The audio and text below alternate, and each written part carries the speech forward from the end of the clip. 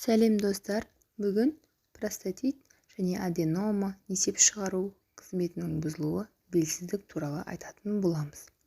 Простатит және қуықты безі аденомасы жекелей де екеуі бір мезгілде қатар жүре алады.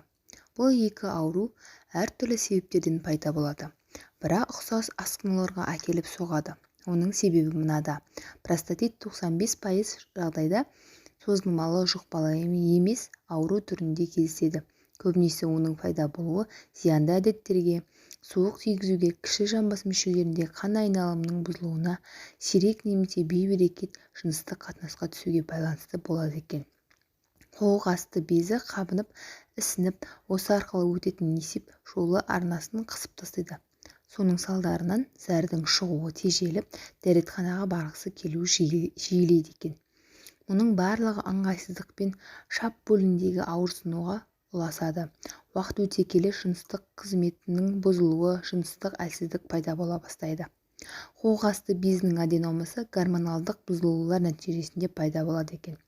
Ерлер гормоны, тестостерондардың азаюы және ағзадағы эстроген, әйел гормонының артуы қуық асты безінің ісуіне ұшыратады екен.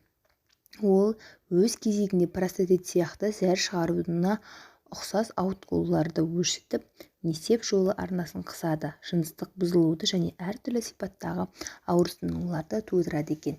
Емделмеген жағдайда бұл аурулар асқынып, одан басқа ем-шара көмектесе алмайтын қайтымсыз сипат қабылдауы мүмкін. Сондықтан сіз несеп жыныс жүйесінің жұмысында мұндай ауытқушыларға тап болсаңыз, тез арада маман көмегіне жүгінгеніңіз жөн.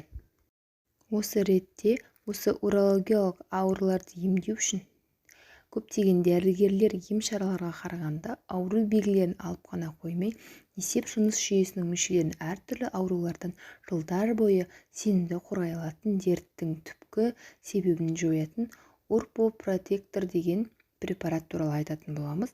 Бұл кешенді препарат, оның әсері қабынуды және қуық асты безінің ісінуін жоюға, несеп жыныс жүйесін ауру тудыратын бактерияларды шығаруға, зәр айдауды қалыпқа келтіруге бағытталған.